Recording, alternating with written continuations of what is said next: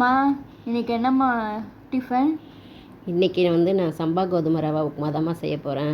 அதில் என்னென்னம்மா போடுவீங்க? கொஞ்சம் அப்படியே சொல்லுங்கள்.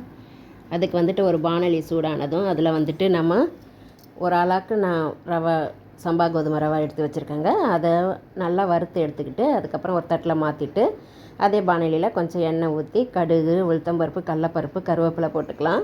அதுக்கப்புறமா ஒரு வெங்காயம் பொடியாக கட் பண்ணி வச்சுருக்கேன், அதையும் போட்டு நல்லா வதக்கிக்கலாங்க. அந்த கண்ணாடி பதம் வர வரைக்கும் வதக்கிட்டு அதுக்கப்புறமா நான் ஒரு ஆளாக்கு ரவைக்கு 3.5 டம்ளர் தண்ணி வச்சுக்குவேன்.